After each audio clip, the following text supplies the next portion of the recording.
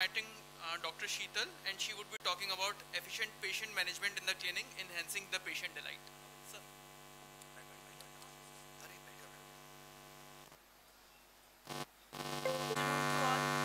We have just seen how to make an unhappy patient happy.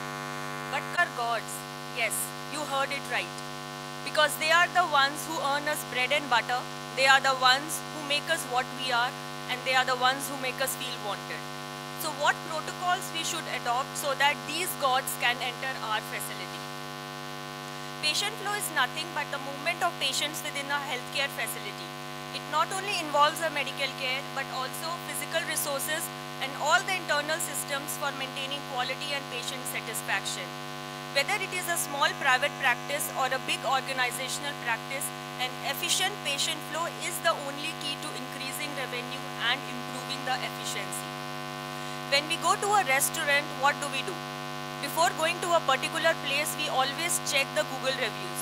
We always check whether the place is worth going or not. So why does a patient will come to you only? He has so many options available these days. So the only thing that can attract a patient to your facility is if you give them the patient delight.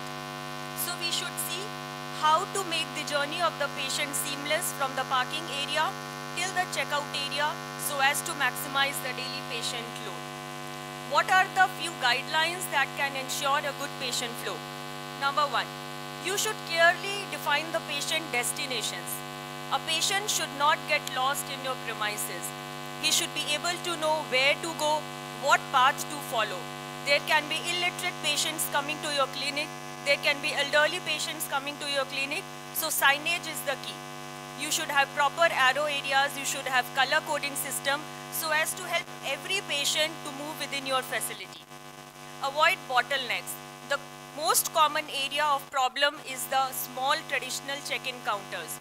So try to make your counters big and spacious so as to accommodate more patients at one time. Minimize undue waiting. This is most important. Nobody wants to wait unnecessarily. If your time is important, the patient's time is also important. Ensure timely transitions between the staff. If there is a shift system in your hospital, the next person joining the duty should know why the patient is getting dilated, with whom doctor he has to see to, so as to avoid the undue waiting. Parking. It may sound funny to you, but yes, this is also very important to affect the patient flow. Smoothen out the elective surgical schedule. If you have OT and OPD planned the same day, you have to be very careful because both are important. Try to keep the OT and OPD days separately so as to give importance to all your patients. This is the most important software that we have adopted at Sharpsight. This not only helps to have a complete control over the patient flow from arrival to the discharge, but it also gives a real-time data to assess your patient's journey in your hospital. Engage with secret shoppers. Who are these secret shoppers? A secret shopper can be your friend, a relative, or just a professionally designed person who walks into your clinic, behave as a patient, have the overall experience, and tell your shortcomings. So you should keep such people periodically visiting your clinic to know your shortcomings and rectify them. Ask your staff about their opinions.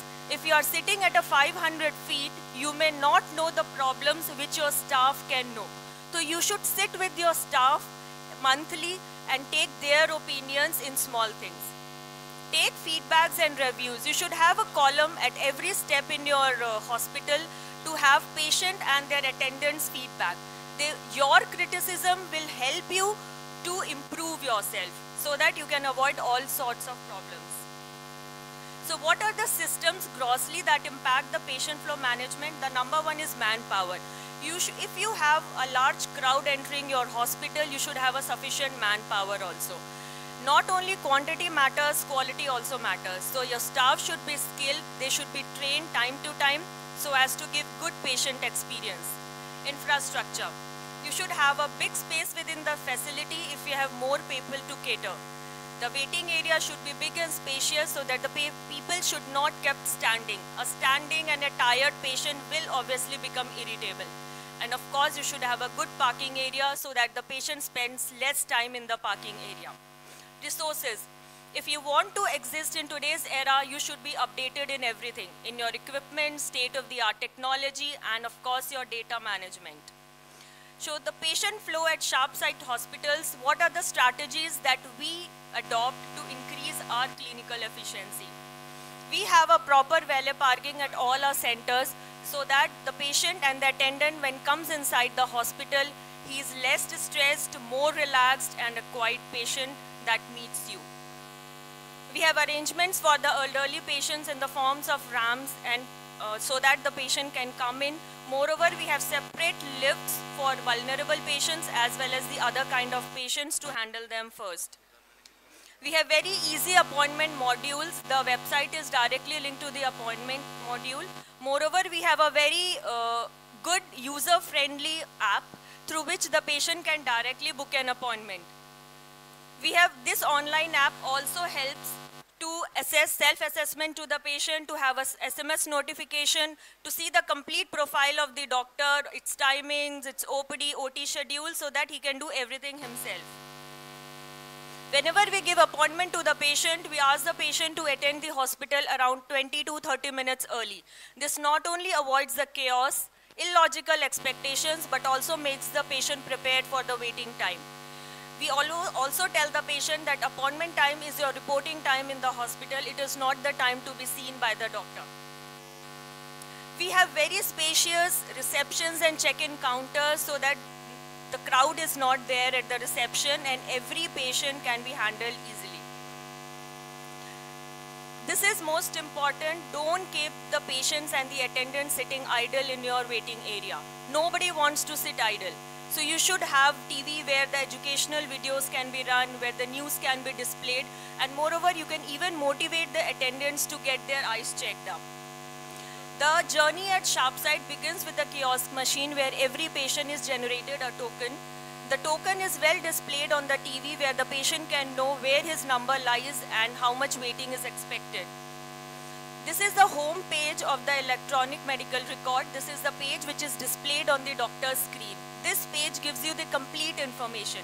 It tells us about the reporting time of the patient, whether the patient has an appointment or not, how much is the waiting that has already been done, whether the patient seen by you has gone to the counselor or not, whether the surgery is booked or not, how many surgeries are planned in a day, how many appointments you have.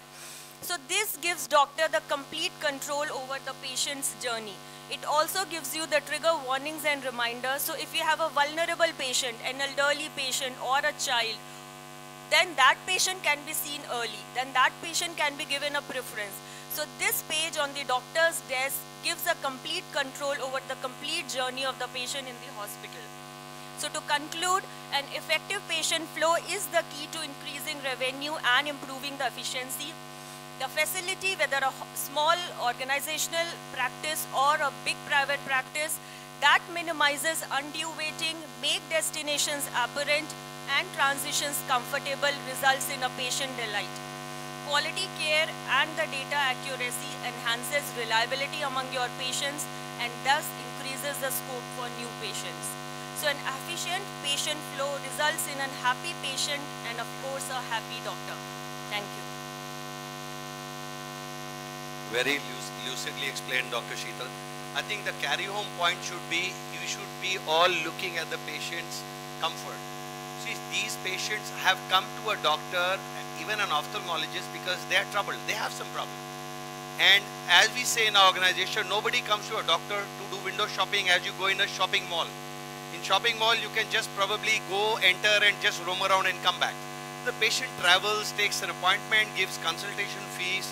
So all these basic things, if they are taken care of, his vulnerability, his waiting time, he's sitting in a comfortable place, the bathrooms are neat and clean, these basic things will really work. The classical example of a restaurant which was serving excellent food, and when they had another restaurant serving similar food with the waiters and people who were serving were more courteous, the tablecloths were cleaner and the bathrooms were cleaner, the sales of the neighboring restaurant went up. So it's not just the product, it's about the experience. So we as doctors also need to look at the experience of the patient as he comes into the clinic.